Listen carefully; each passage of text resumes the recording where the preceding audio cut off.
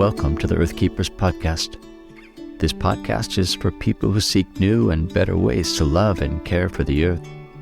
It's a podcast for anyone who is deeply concerned about the harm being done to the environment on a local and global level.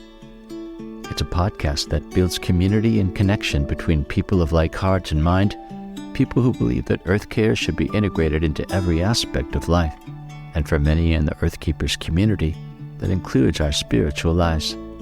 Welcome, friends, to the Earthkeepers podcast. Hey, Earthkeepers. As many of us know, an over-reliance on meat in the way many of us eat can be detrimental to health, not just the physical health of our bodies, but importantly, to the health of the planet.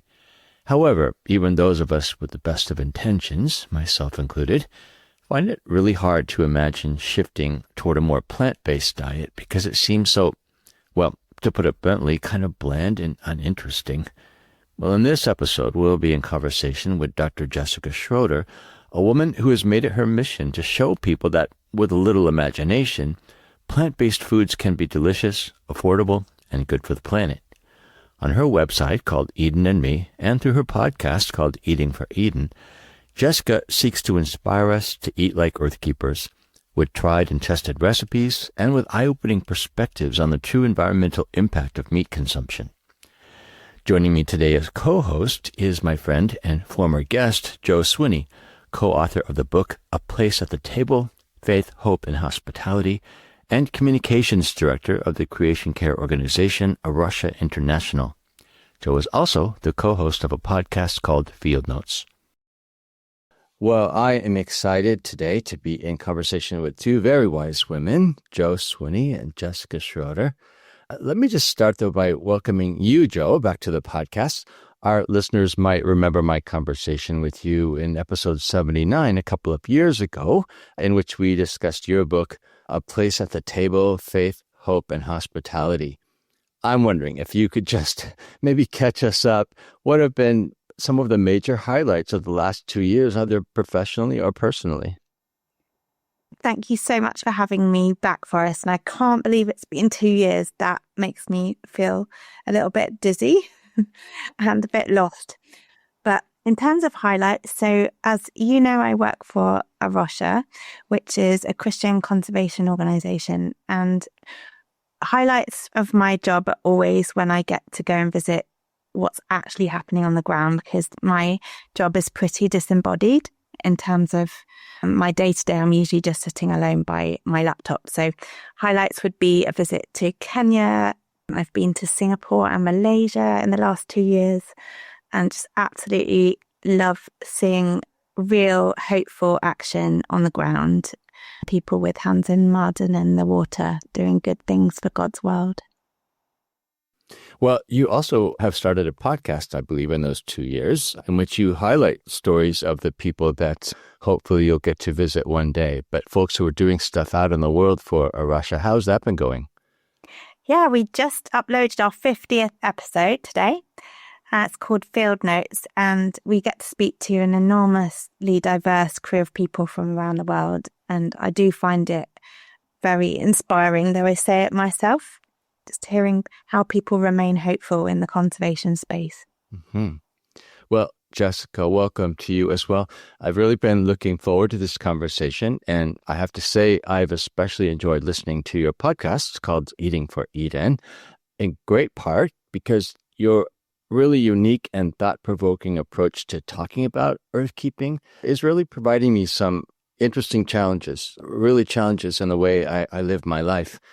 Maybe you could orient our listeners, tell us a bit about your website, Eden and Me, and your podcast, Eating for Eden. How would you describe the ways that you hope your readers and listeners will be impacted by your work in general? Yes.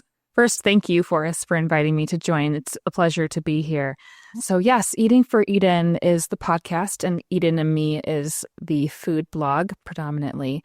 Food has been a passion of mine for years and years. I mean, ever since just baking cookies as a kid and learning how to cook in college, and just realizing it was not just a creative outlet, but a delight for me to enjoy food and to enjoy it with others. And I just hope that people who visit the website and who listen to the podcast are inspired to take a look at their daily food habits and food choices and see how they're connected to caring for God's creation. That creation care isn't just conservation. It's not just taking action with regard to climate change, for instance, by thinking about energy and emissions in terms of, I don't know, the things that we typically hear about. So coal and gasoline and whatnot. It's impacted by everyday things like our food choices. And so I want to bring that message to people and make plant-based eating delightful and delicious through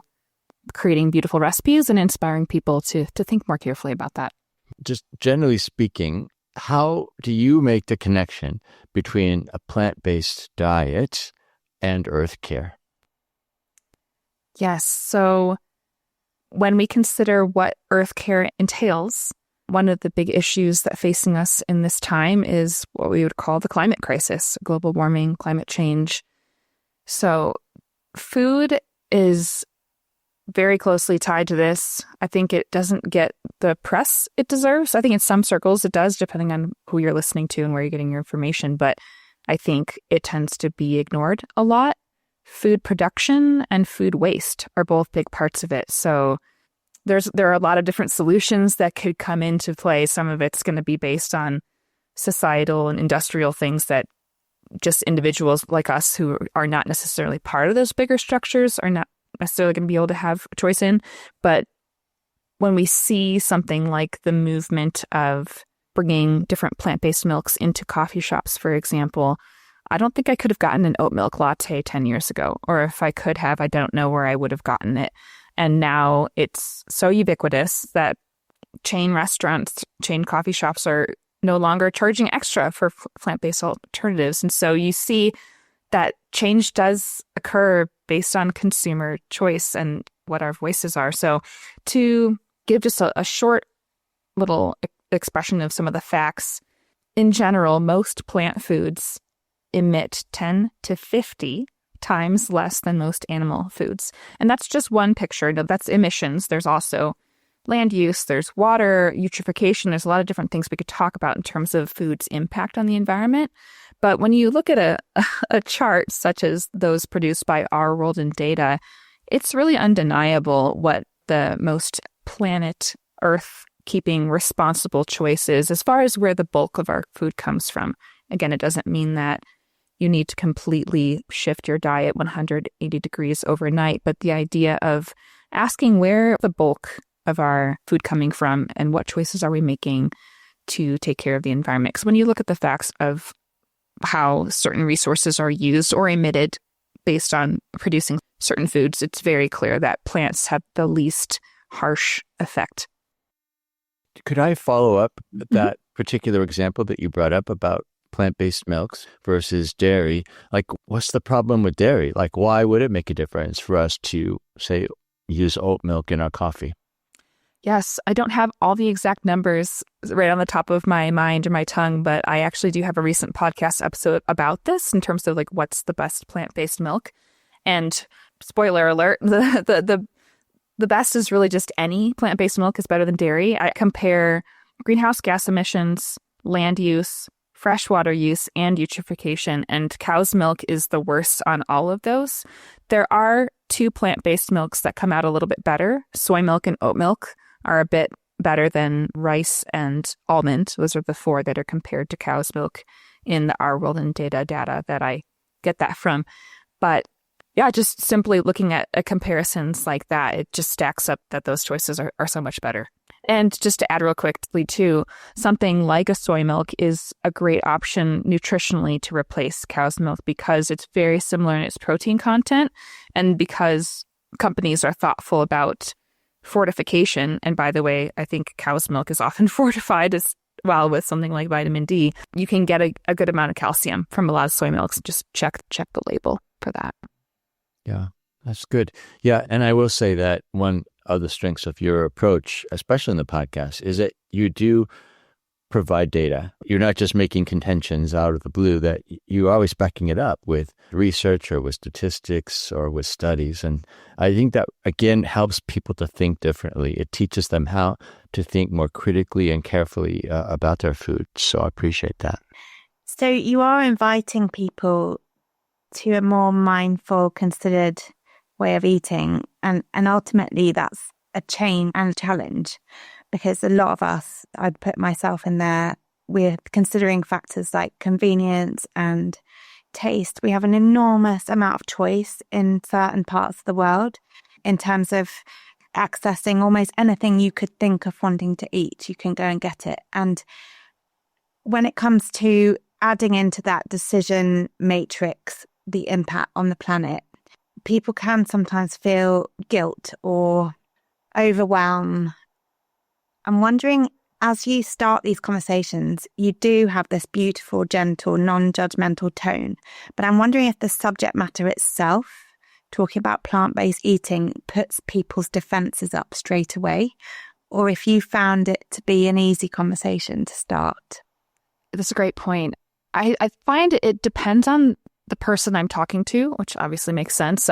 For the people that are kind of at the far end of the spectrum that are just very set in their ways and don't really want to hear anything, and even just the mention of plant-based eating or the environment kind of puts up red flags, and I kind of can tell when that's not going to be a fruitful conversation.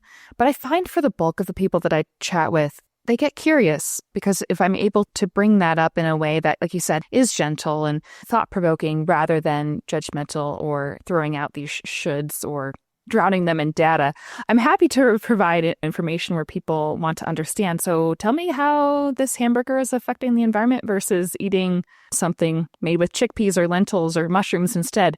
I'm always happy to talk to people about those details, but I usually like to start with my own journey. What has changed my mind, what has been compelling to me, and also just, lead with the idea of taste and what's delicious. And Joe, you bring up such a great point about this, how many choices there are out there. And I think it's important to make sure that people don't think that I'm telling them, tomorrow you need to start eating exactly like I do.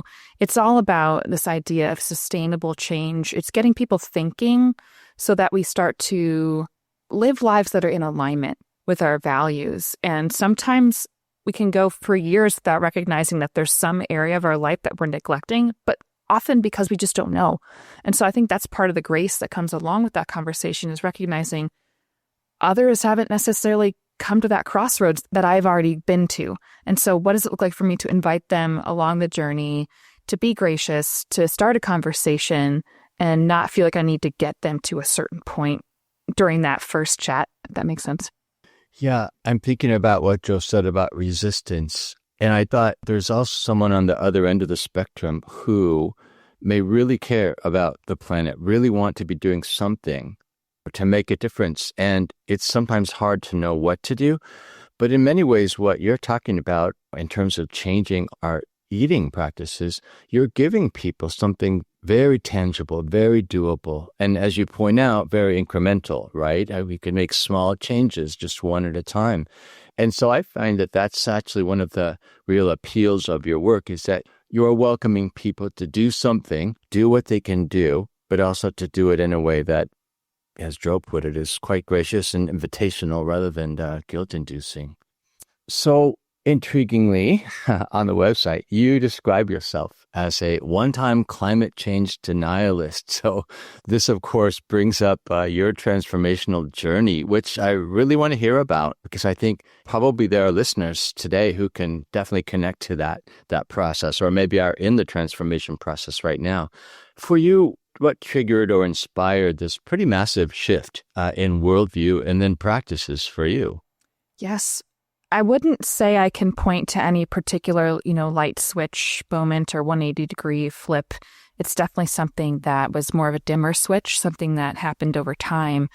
In part, I would certainly attribute it to having gone through college or university, then getting a master's degree, and I actually have a PhD in theology as well. So having years and years of formal education where I'm surrounded by really great minds that are challenging me to learn how to think well and think better.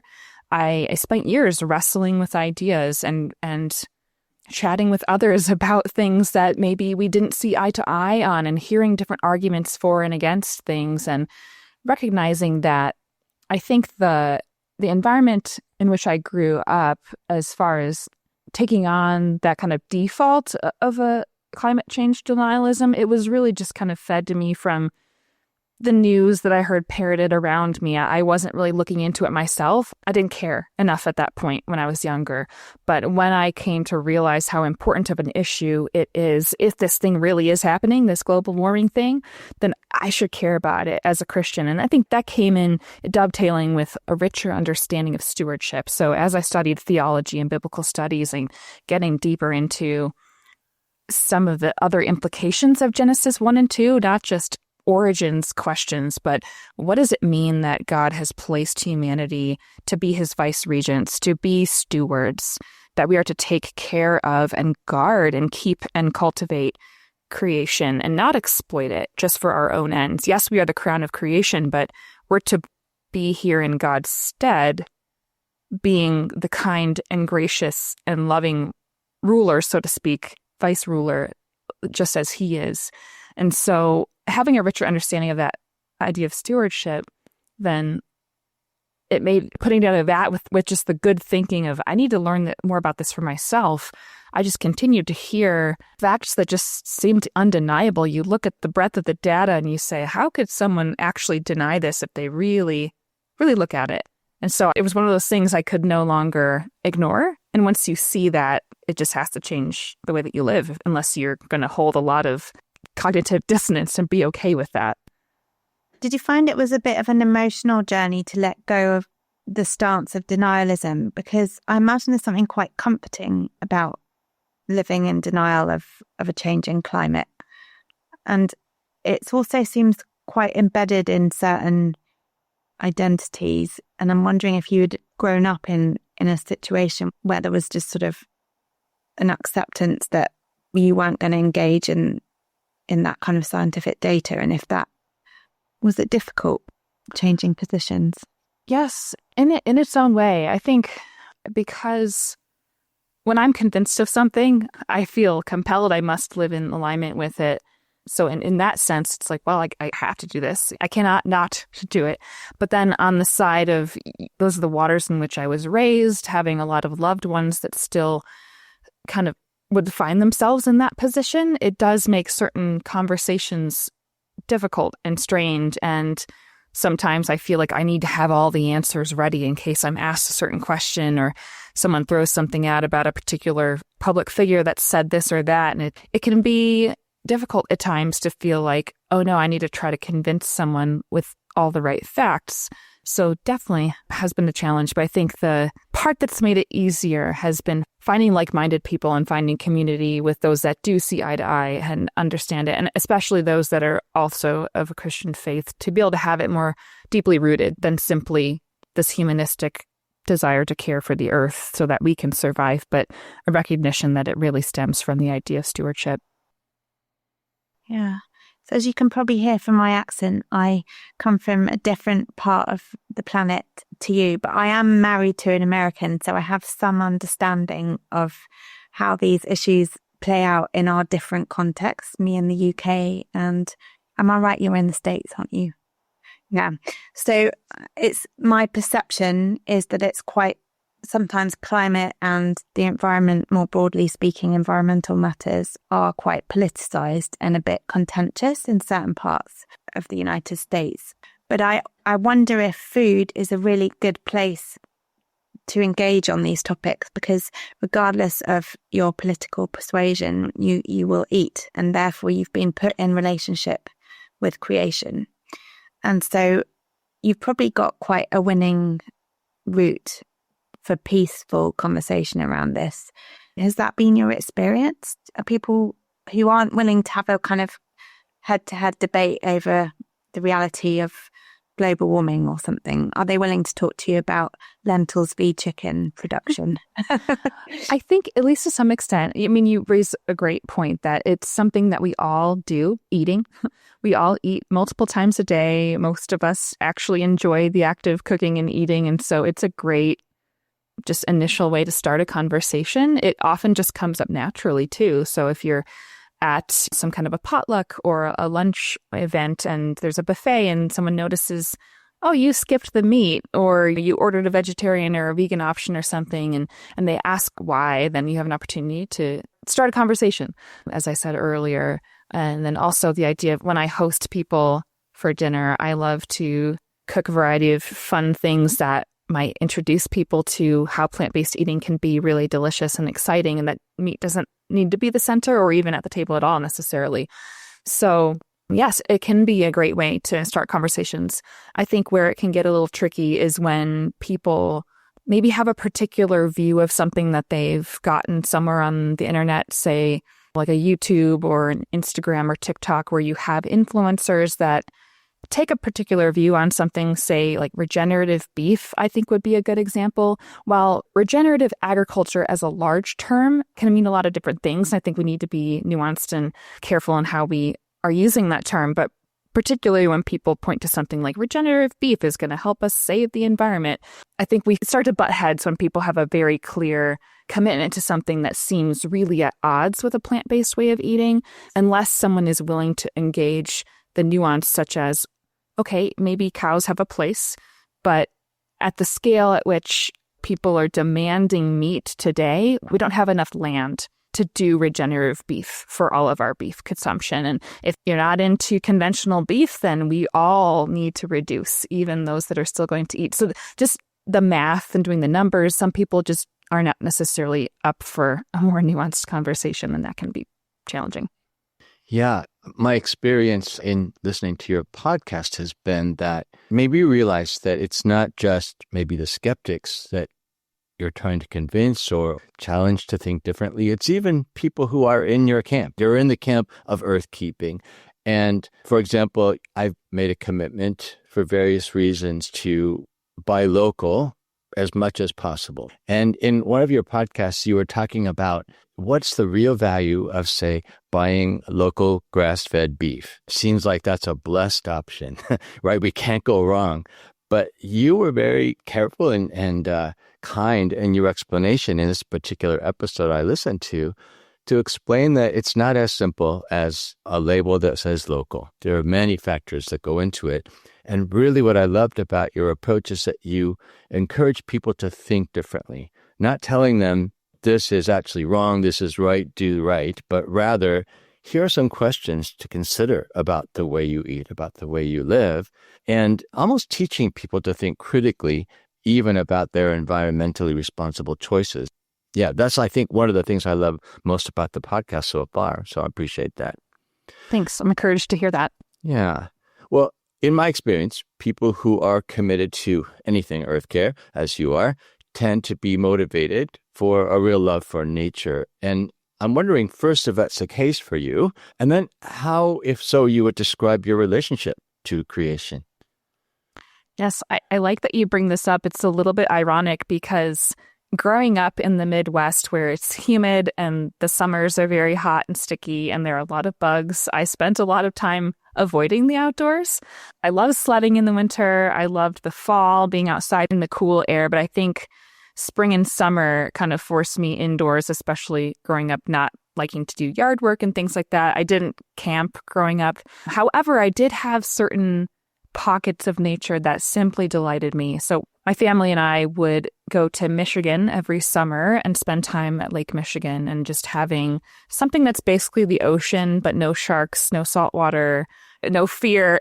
It was just a wonderful delight, and seeing the sun set over Lake Michigan, things like that. Skiing, my parents would take us out to California and Utah and Wyoming to ski, and just I can remember going through the sun-warmed ponderosas and the snow just glittering in the sun, and it just feeling like that was worship, to be in the midst of that and find myself just worship songs coming out of me by just being in that beautiful environment. So I think, yes, we all do and find ourselves connected to certain aspects of nature. And I think too, for myself, not just nature and as we think of it as like the outdoors, but the created world in and of itself, of which we are a part.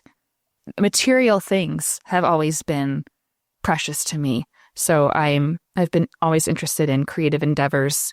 So art, music, food as kind of an artistic outlet as well. So just the goodness of the material world and the fact that we can't have any of that without nature, without creation. That's all part of creation and just what we make of it, right? So bread, oil, wine that the Psalms talk about, we make those from the grapes, the wheat, the olives that God allows the ground to produce. And so I think that's kind of how I've come to a deeper understanding of that initial love for the spark of beauty and wonder that nature provides. This morning, I was harvesting mushrooms. I've been growing mushrooms this year indoors, and it's been really kind of interesting. I was speaking to a friend who has tried the same thing, and we both agreed that our relationship to mushrooms as food is different because we grow them, right? And it made me wonder about you, someone who's so invested in food. Are you also a gardener, or have you thought about that if you're not? Just wondering, because it has so much to do with how we understand food. Is like getting your hands in the dirt and actually helping to nurture it does make a difference. Yes, unfortunately, I live in a condo, and so I can only do like herbs in little pots on the patio, but I have had the experience of being a part of one summer's worth of gardening with my in-laws when my husband and I lived in their basement for a few months.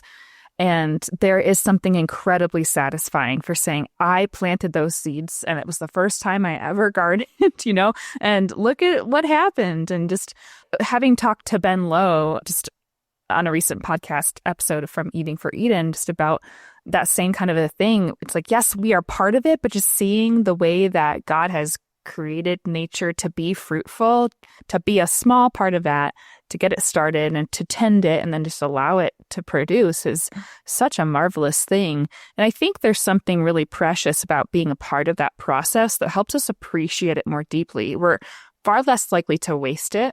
We're far more likely to savor it and to find more special ways to enjoy it, even if it's simple. The idea of just taking something like, let's say I have herbs on my patio and I have parsley or I have basil, just to do a really simple hand-crushed pesto or something in a mortar and pestle with just some fresh lemon juice, 1 clove of garlic, and some olive oil, and just put that on a really simple pasta. Like, you don't really need a lot, right? You really enjoy the simplicity of what that thing is in and of itself, and not needing to hide it or not needing to, overproduce it, so to speak. So someday I'd hope to have land for gardening. Yeah, well, don't discount your herb garden. That's something. So say you were going to have Forrest and I over for dinner and you wanted to super wow us with your plant-based approach to food. Could you talk us through your trip to the store or where you'd source the food and what you'd make for us? Sure. One of my go-to things to make when I have people over, particularly for the first time, especially if I don't really know how they eat and I want to have something that's fun and delicious. And there's not meat and dairy on the table, but it's less obvious in the sense that I'm not just saying, here's a lasagna that I made without meat and without cheese. I love to make pupusas. So for those that are not familiar, a pupusa is a Salvadoran food, and it's like an arepa. It's made with masa, so corn flour, and you basically make like a little dough ball and you fill it with things and then you fry it on 2 sides in a cast iron pan. So it's kind of like a little stuffed corn flour pancake kind of thing. So I like to fill mine with refried beans and onion or acorn squash and onion.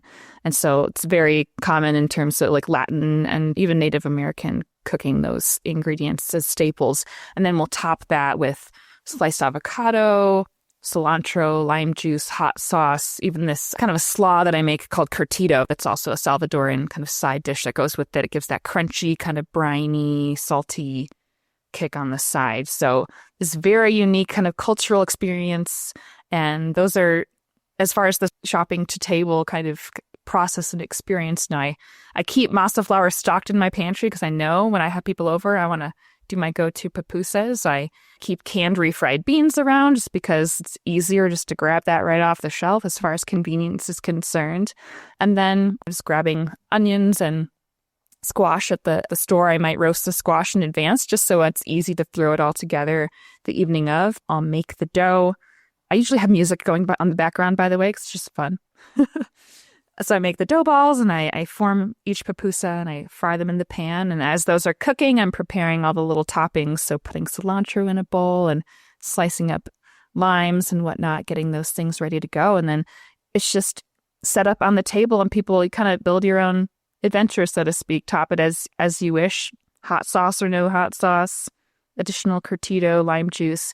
And I find people just really enjoy that. And for those that are okay with consuming alcohol, a little vino verde is a lovely pairing with that. So I feel like it always goes over really well. And then it's an opportunity for people to be enjoying what they're eating while they're asking me about, why did you serve this to me? What's for dessert? It's for dessert.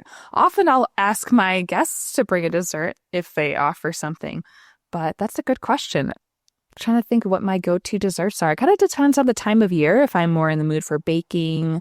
On your website, you've got this amazing looking raspberry and white bean concoction, which looks nicer than it sounds, I have to say. Like, I'm a little bit skeptical about putting beans in a dessert, but so was I the first time I made something like that. But I'm a converted bean lover. Rancho Gordo out in California in Napa Valley. I am now a part of their bean club, which I have been on the wait list for over a year. So very, very exciting. But I'm a converted bean lover. I used to think, who in the world would put beans in chili? They don't belong. They're just mushy and flavorless. But I've come to adore beans. And Jessica, what happens in a bean club? every quarter you get a delightful box. You get a delightful box of 6 or 7 different pounds of different kinds of heirloom beans. So I have like a little cabinet right behind me. I could potentially grab them and show you, but there's like some of them look like little tiny cows. They're like white and black spotted. And then you've got like these massive big ones called Royal Corona beans that they're just luscious. You could make them part of like a salad with fresh tomatoes and basil and anything from something like a tiny little black bean to Christmas cranberry bean or Christmas lima bean. Anyway, there are just so many different varieties. I had no idea. And I finally found in a cookbook, like someone who was a part of this bean club and said, oh, Rancho Gordo, this is where you get, all these great heirloom beans. And I thought, finally, someone's told me where all these chefs get their special beans. So there's just so much nuance of flavor and richness. And back to the mushroom example for us, as you had mentioned, rather than just finding beans as something you kind of add to something as an afterthought, especially a canned variety that might be overly mushy from how long it's been cooked.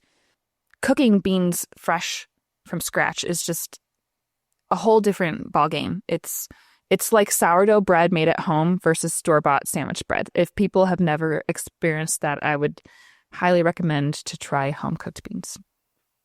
So back to the bean cake. Yes, it's surprising, but it's the kind of thing that it just works in. It almost has a cheesecake kind of feel or texture to it. I don't want to anticipate too much. It isn't cheesecake, but I think for someone who grew up loving cheesecake, it is reminiscent of that to me. Well, I have to say that your website does a pretty good job of selling difficult things like beans in dessert. And part of that is your aesthetics. I mean, it's a beautiful website, and the photographs of the food are beautiful, and your explanations of the food are also really aesthetically sensible. And so there's something really intriguing that draws people in, I think. And yeah, I would love to try some of these recipes. That's my intention. Well, one of the reasons I really wanted Jo to be part of this conversation has to do more with the expansive view of food that I have learned from her, really, and from her family over the years, that food really has so much to do with community. And you've already given us a couple of examples, right, of how food factors into community events that you might be hosting. I wonder if you think about food in the same way, if you see food as essential to maybe creating a nurturing community. How would you describe some of the values that you hold about food in general and maybe the place of food in our lives? Certainly. I love to hear that that's something that Jo and I share because, yes, I do see food as a very core part to rich community. I actually, in my master's work, I did a thesis basically studying theology of food and joy and linking those two together. And so as someone who loves to join at the table with food with others and enjoy good conversations over good food, I wanted to understand more about that connection.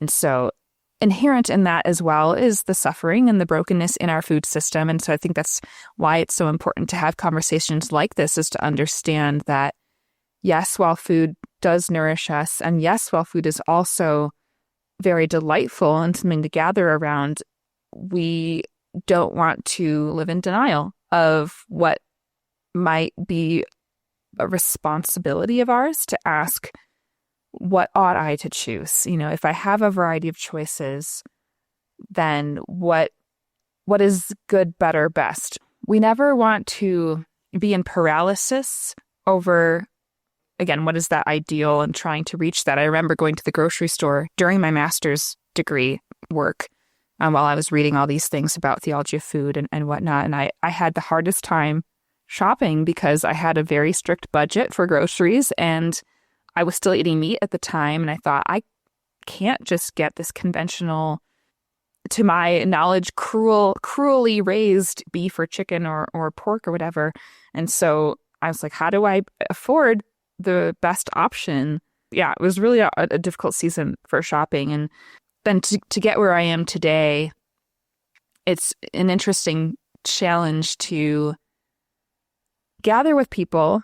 Let's say I'm at another person's house, and how do you say, if you don't have allergies, but you may have preferences, right? And again, it's a way to start a conversation. It's something that I never want it to get in the way of community. I think that's something important to keep in mind, is for those that are deciding to eat more plant-based because of their care for the environment, is how do we do this in love? Like, I think of people who, we're in the season of Lent as we're recording this right now, for people who are maybe fasting from a particular meal of the day, but maybe they're meeting up with friends or family during that meal time. What does it look like to break the bread of love, so to speak? So for instance, for myself, I still don't eat meat anymore, but I do on occasion eat fish. I'll on occasion eat egg in something, or dairy, especially if it's just a really good croissant and it's really worth it. I remind myself, it's not about perfection. It's about living in alignment. It's about reducing. It's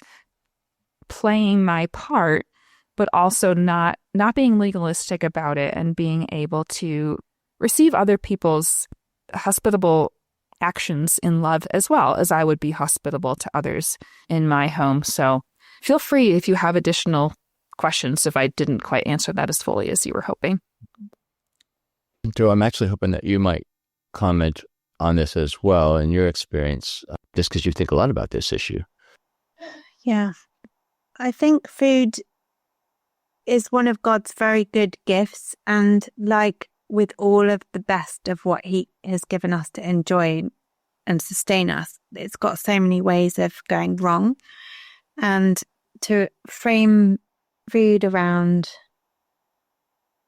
the intention, God's heart in giving us a way of sustaining ourselves that is not like little grey lumps. He could have made us such that we just hook into a port or something and it just fills up like a gas station. But instead we have this opportunity to do art and play and chemistry experiments and to connect with other people over that, and to have preferences and discover new combinations and new tastes. And so while it can go so very wrong, I try and remember the pleasure and the joy and God's gift of food. And there's so much love in when you prepare food for people as well. And in terms of how you've just talked about not confronting people too harshly with where you're at on your journey, I think that is so important, while not shying away from a really necessary challenge.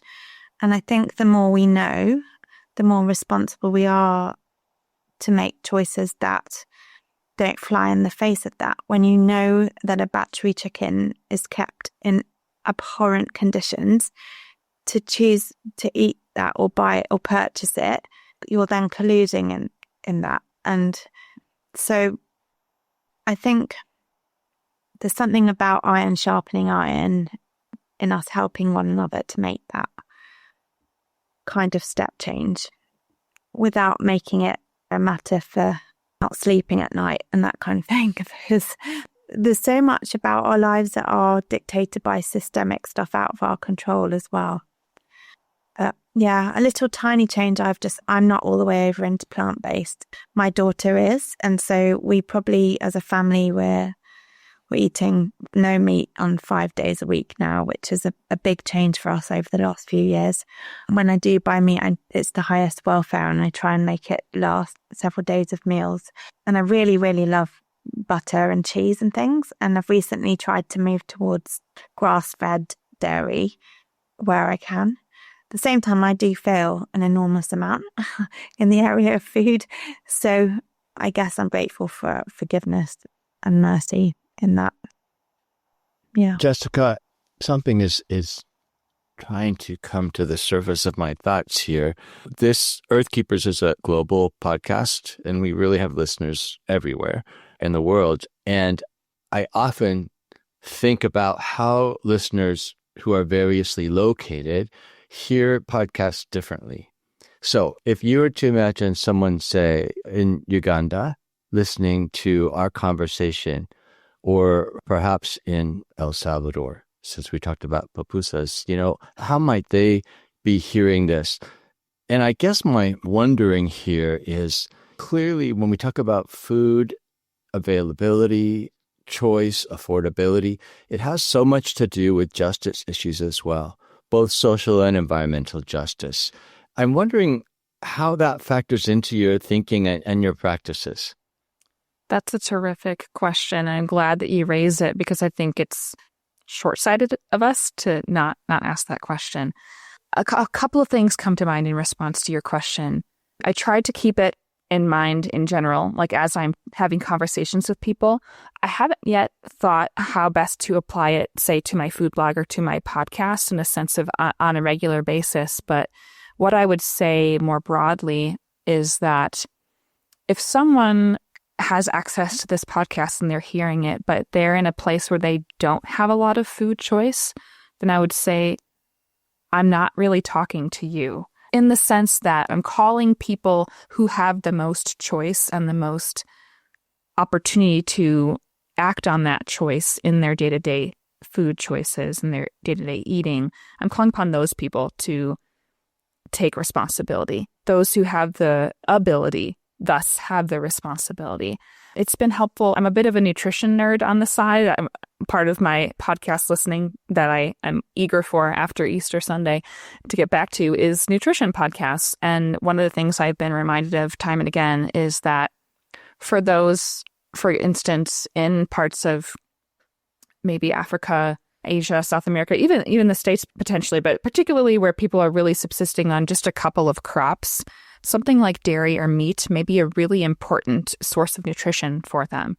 But in the States and elsewhere where we have options for which protein powder we decide to supplement with, right? We have the opportunity to say no to a lot of things because we have overnutrition is more of a problem than undernutrition. So that's definitely something to keep in mind. And then also, even in largely developed places, there may be food access issues. There might be food available, but the access to that food is limited, whether that's because of where someone lives and whether or not they have the transportation to get maybe fresher food. They might be relying on certain convenience items. They may not even have the ability to cook that certain fresh foods, whether that's because they don't have the skills or they don't even have stove or even a microwave in where they live or are staying. And so I recognize that I am speaking to a certain segment of the population and making my recipes for a certain segment of the population that have the ability to make use of them. But I think it's important for all of us to remember and bear in mind that not everybody has that same level of option available. Speaking of nutrition, do you have to supplement your diet as someone who eats largely just plants? Are you able to have a rounded enough diet for your bone and muscle health and brain? That's a terrific question.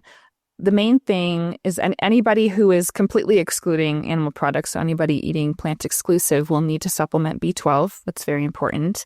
And that's very affordable. which is great. I take something once a week. Some people can do a daily thing. It's one of those things you want to talk to your doctor about what's the best option. But I feel like the supplementation I do above and beyond B12 is more just from the desire to have optimal nutrition.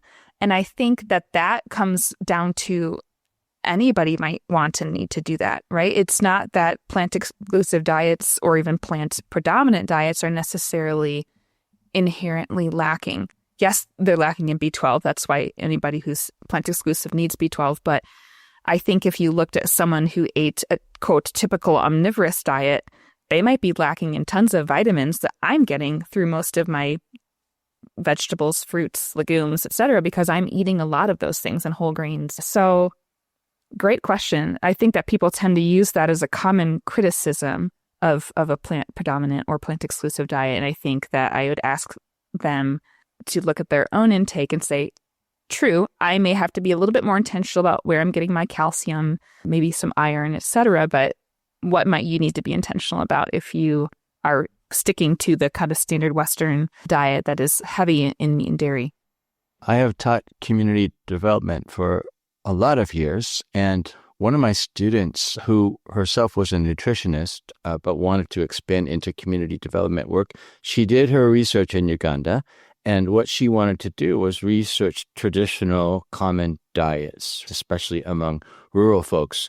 And what she found was that Ugandans, especially because of globalization and global communication, and even policies of some development organizations, were feeling some pressure to change their diet. A more quote-unquote civilized diet, a more prosperous diet was something that would include more processed food, that would include more meat, that would kind of eschew things like pumpkins. Pumpkins had become, in Uganda, stigmatized as the food of the poor because it was so easy to grow. But when you think about the nutritionist value of pumpkin in the diet, it's just crazy off the charts. And so she was really spending time, first of all, looking at that unfortunate pressure to walk away from traditional diets, which were actually better than global diets, but also was looking for lessons that we could learn from people in those contexts who actually knew about nutritional value of the foods they were growing and how to grow them and even how to prepare them.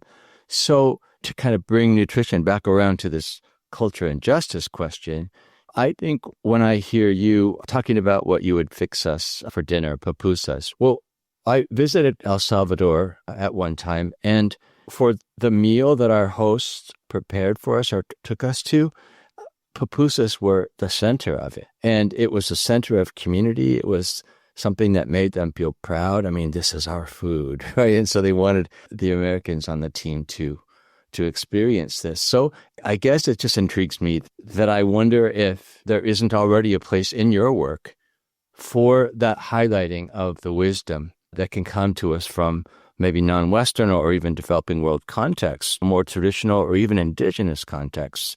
You've cited indigenous traditions in terms of some of the food you've described. So it makes me think you're already doing some of that. You're sort of celebrating the wisdom. You're celebrating the things that we can learn from those contexts that we may be too proud or culturally biased against hearing. I love hearing you say that, Forrest, because I think it's something I hadn't quite recognized, at least to the extent that you just made it explicit. I definitely know that I love looking around the world for inspiration because it's traditional cultures that have found delicious ways to prepare very humble ingredients, like you noted, and they're typically very nutritious as well. Beans being one of the key staples is, I feel like every area has a particular legume and a particular whole grain, and then whatever vegetables grow well in their area and fruits, and then throw in some nuts and seeds as well. And you get a whole range of different nutrients, different tastes and textures and flavors, and then opportunities to create. And like you said, Joe, play. It's an art form. And so it is such a joy to look around the world and see, yes, what are traditional staple ingredients or ways of preparing these things that we can learn from. And if people have enjoyed them for so many years, they must be worth trying, right? And I think when I consider what's, quote, normal food in somewhere like the United States or the UK and beyond, it really often is a meat-centered something with a side, especially if you think about like the southern United States, it's meat, potatoes, two sides, whatever. And I think helping people to reimagine what mealtime can look like, we have a great wealth of resources in other ethnic, indigenous, traditional cultures of the world. And I love that you bring that back up, and something that I think I'd like to intentionally delve into even more, not just, oh, what's a tasty Indian dish because I like Indian food, but what can I learn that maybe I haven't even yet discovered yet? Mm-hmm. Yeah, so I guess maybe I just want to affirm that I see that in your work already. So yeah, it's beautiful and would love to see more of that. So yeah, I'm glad there's some resonance there. Yeah. I'm also glad to know that you had pupusas served to you while you were in El Salvador. That makes me even more excited to continue to share them. And you've introduced me to them. I've never heard that word said aloud or seen it written anywhere. And I've nothing I'd like to eat more right now. Oh, is there anything that you really particularly hope someone listening to this conversation will remember from it or do differently because of it? That's a wonderful question. I would hope that listeners would be curious to learn more, to recognize that no matter what you have choice for in other areas of your life, for myself, like I said, I live in a condo. We probably couldn't get an electric vehicle right now. I recognize a lot of us are in that boat, that you think about climate change. What can I do? What can I do? Well, you probably have some amount of choice that you can make about the food that you're eating. And please hear me say that this is not you must go change everything overnight. As we've been talking about, the idea of grace for the journey, of sustainable changes over time. It's about starting slow. It's about making one choice. It's something like you said, Joe, over several years, you've gotten down to 5 days a week without meat. And that's a terrific success to celebrate.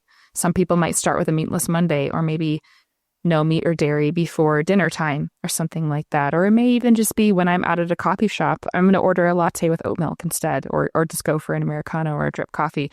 So there are lots of ways to start. I think just picking somewhere, start where you are, do what you can, build from there. And that is what I would suggest for people.